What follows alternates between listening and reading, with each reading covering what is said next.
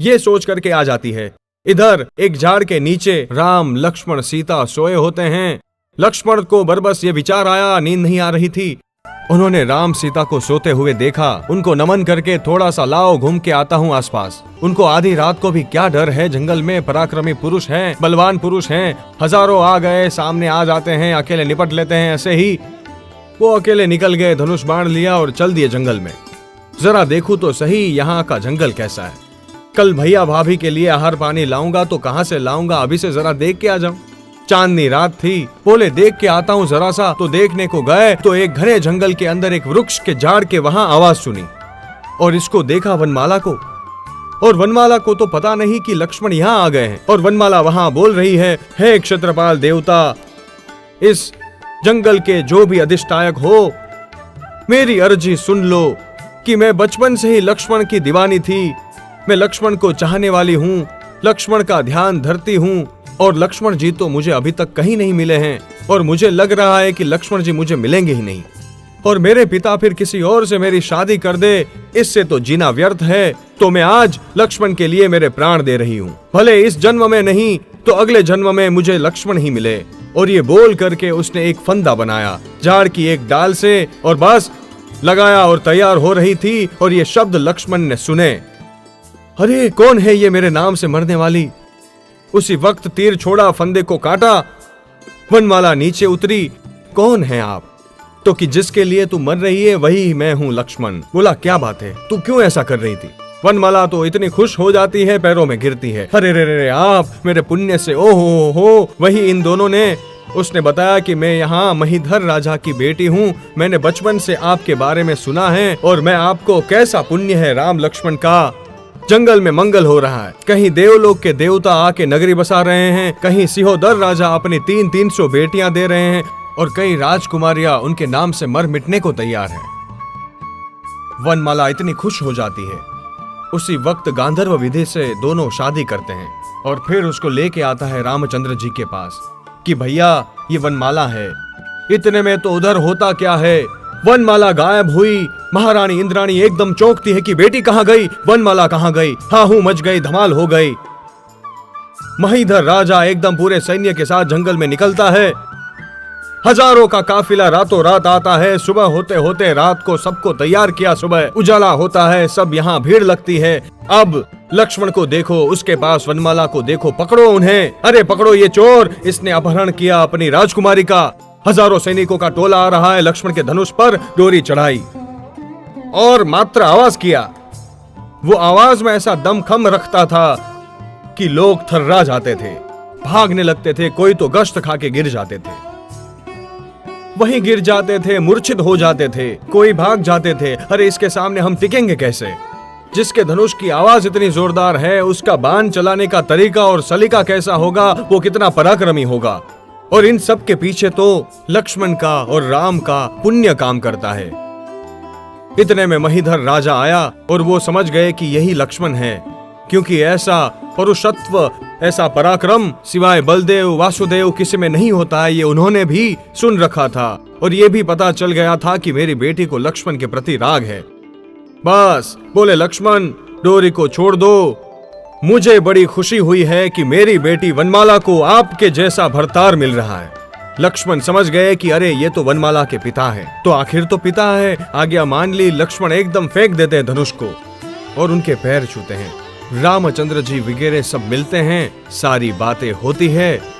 महीधर राजा इनको अपने नगर में विजयपुर में ले जाते हैं। अब फिर देखिए कैसा एक प्रसंग। विजयपुर में बड़े प्रेम से, आनंद से इनके लिए एक महल अलॉट कर दिया जाता है, पूरा अलग, कि आप उसमें आराम से रहो और हमको आपकी भक्ति का लाभ, आपकी सेवा का मौका दो। राम, सीता, लक्ष्मण उस महल में रह रहे हैं। इन्होंने कह दिया कि शादी अभी नहीं, सब बाद में होगी। अभी तो कितनी कन्याओं के साथ बात तय कर ली है, सबकी शादियां बाद में होगी। वो एक सामान्य रस्म किया था उन्होंने गांधर्व विवाह का, तो लेकिन सब बाद में होगा क्योंकि हमारा अभी वनवास है, तो अभी कुछ नहीं करना है। अब वहां कई दिनों तक रहते हैं। इस बीच एक प्रसंग बनता है। उसी नगर विजयपुर से थोड़ी दूर एक नंदावर्त नाम का नगर था। नंदावर्त नाम के नगर के अंदर अतिवीर्य नाम का एक राजा राज्य करता था। वो अतिवीर्य राजा अपने एक दूत को भेजता है। एक दिन महिदर राजा के पास राम लक्ष्मण तो रोज उस राजा के साथ में बैठते थे सभा के अंदर। भाई मेहमान थे और वो तो आखिर उनसे तो बहुत पराक्रमी थे। महिदर राजा उनके सामने कुछ भी नहीं। महिदर राजा भी समझते थे राम लक्ष्मण के सामने मैं तो इनके चरणों की धूल भी नहीं हूं। लेकिन राज्य चूंकि महिदर का था तो बिठाते थे। मगर महिदर राजा रोज राम लक्ष्मण को अपने से ऊंचे आसन पर सम्मान के साथ उनको आदर दे के बिठाते थे। जो भी गतिविधियां होती थी राज्य की, महिदर राजा राम लक्ष्मण के सामने ही करते थे। तो वो दूत आता है अतिवीर्य राजा का और वो नमन करके कहता है कि महाराज, मुझे अतिवीर्य राजा ने भेजा है। बोले, बोलो भाई, किस लिए? बोले, वो भरत राजा, राम लक्ष्मण अभी अयोध्या में नहीं है, मगर भाई है कि उनको मालूम नहीं है कि राम लक्ष्मण बैठे हैं। और वो बोला कि वो भरत राजा अतिवीर्य राजा की आज्ञा में नहीं आ रहा है। उनको उन्होंने कहा, लेकिन वो तो बात नहीं मान रहे हैं, तो उनसे युद्ध करने के लिए जाना है। तो कई राजाओं का काफिला लेके अतिवीर्य राजा जा रहे हैं और आपको भी कहलवाया है, क्योंकि ये महिदर राजा भी अतिवीर्य राजा के अंडर में थे। मैंने कहा ना, पहले ऐसी चैनलें चलती थी, बड़े राजा के अंडर में छोटे राजा के अंडर में उससे छोटे राजा, वही मत्स्य गलागल न्याय। और ये राजाओं का भी वैसा ही है, मनुष्य गलागल न्याय था, राजाओं का न्याय। तो अतिवीर्य राजा बड़ा था, तो महिदर राजा इनके अंडर में था। तो उन्होंने कहलवाया कि तुम्हारे सैन्य के साथ मेरे साथ लड़ो, तो आपको चलना होगा। अब राजा जवाब दे उससे पहले लक्ष्मण ने कहा, ये सब क्या है? अरे राम लक्ष्मण यहाँ बैठे हैं और ये ऐसी बातें कर रहा है। लक्ष्मण ने पूछा उस दूत से कि क्यों भैया, क्या बात है, क्यों युद्ध करना है? तुमको भरत राजा से क्या दुश्मनी है तुम्हारे राजा को? अरे वो बोले कि भरत राजा अपने आप को बहुत बड़ा समझने लगा है और भरत राजा हमारे राजा को नमता नहीं है, तो उसको नमवाना है। अच्छा, नमवाना है, ठीक है, जाओ, हम आते हैं तुम्हारे साथ और तुम्हारे साथ चलेंगे और बैठ जाओ। महिदर राजा को भी रोष आ जाता है। अब तो संबंध हो चुके हैं बेटी के, वो उनके दामाद लक्ष्मण और रामचंद्र जी भरत उनके भाई, उनके साथ अब तो ये इनकी इसमें हो गए और वो जानते हैं कि ये तो पराक्रमी है। अब वो तो क्या मेरा बिगाड़ लेगा अतिवीर्य राजा, क्या करेगा? तो बोले उससे भी युद्ध करूंगा। लक्ष्मण ने कहा, बैठो आप, हम करेंगे।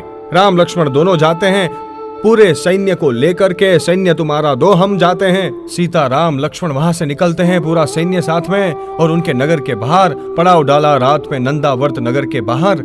नंदावर्त नगर में रात्रि का पड़ाव और कहलवा दिया कि सुबह युद्ध के लिए आ रहे हैं, तैयारी कर लो। ऐसे नहीं करना, तुम तैयारी करो, हम आ रहे हैं सुबह।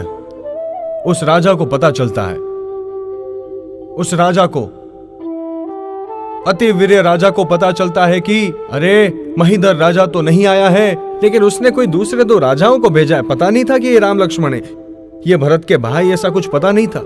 अरे ये मच्छर मेरा क्या बिगाड़ लेगा, वो यूं ऐसा सोच रहा। इधर ये रात को रहते तो वहां के जो अधिष्ठायक देव थे उस नगर के बाहर उद्यान के, वो उनकी सेवा में आ जाते हैं।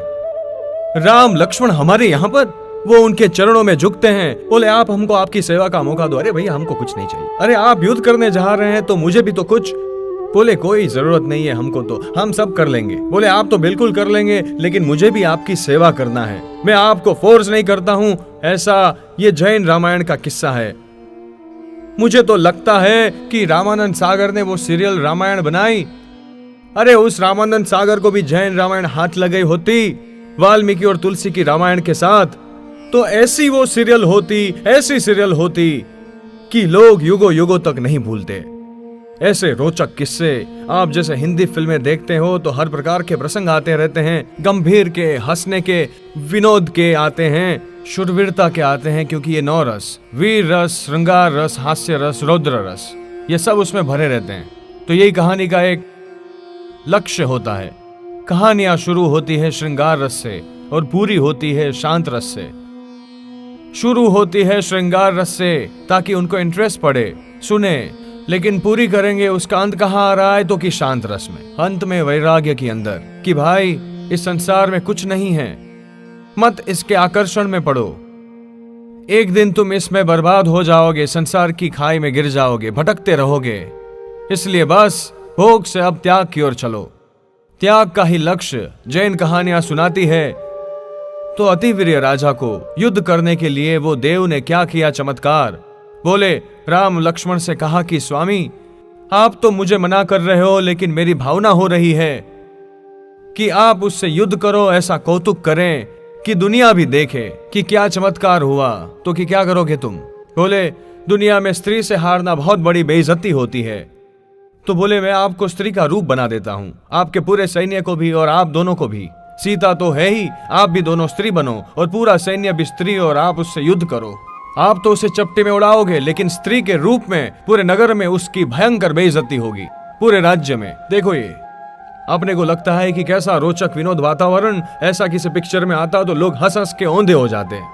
इसलिए मैंने कहा रामानंद सागर को ये जैन रामायण हाथ लगी होती, कोई जैन गुरुओं से मिला होता रामायण की सीरियल बनाने से पहले, तो उसे ऐसी स्टोरी मिलती। उस रामायण में भी उसने ऐसे दृश्य नहीं देखे होंगे। रातों रात उन सबको स्त्री बनाकर सुबह जाते हैं तो उन्होंने घेरा डाला, पता चला अरे आए तो स्त्री सैन्य आया है। बोले कि स्त्रियों का सैन्य? उसने समझा महिधर राजा ने मेरे पास ऐसा सैन्य भेजा है, अरे कि मेरी बेइज्जती करवाई है, मेरे साथ सपोर्ट देने के लिए, युद्ध करने के लिए ये स्त्री सैन्य भेजा है। तो कह दो उनको मुझे नहीं चाहिए उनका सहयोग।